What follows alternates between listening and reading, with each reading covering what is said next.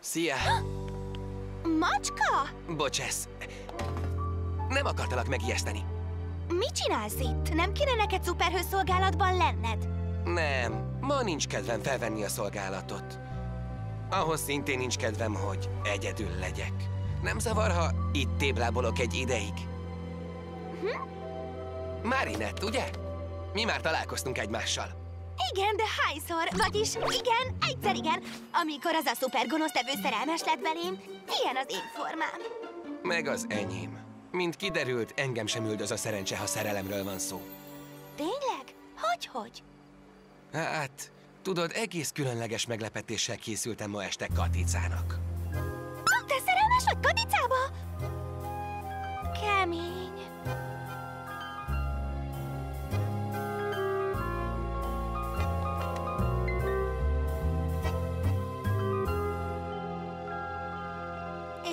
És mi volt ez a meglepetésed? Most már mindegy, nem? Katica nem jött el. Úgy hallom, hogy mindkettőnkre ránk férnek kis jóked ma este. Várjunk! Neked is összetörték a szíved? Igen. Akkor tarts velem! Csak hunyd be a szemed és kapaszkodj erősen.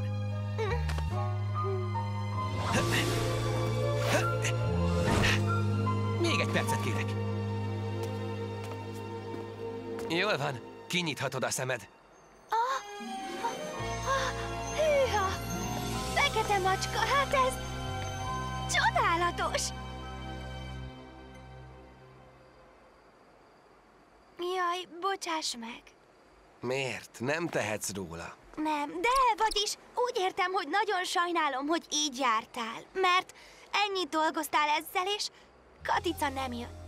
Nem ígérte biztosra, de azért reménykedtem benne. Örültem volna, ha jön. Talán volt valami jó oka arra, hogy nem jött. Talán probléma merült fel. Ettől nem fogom jobban érezni magam. Tudom. Vagyis igen! Marinette, de rossz kislány, látom, a kedved nem derült fel, de aggodalomra semmi ok, majd felvidít téged a fagyember. Ez meg mi? Egy újabb szuper rossz arc, aki szerelmes beléd? Nem, ez Andrea fagylaltkészítő. Az édes párkerítő? Most nem olyan cuki, mint szokott lenni. Hát, ez egy hosszú mese. A fagyember jő, a fagyi megnő, és nézd a dühömre tentőt. Olvasztottam a szíveket, de már vége, fagyasztás jő.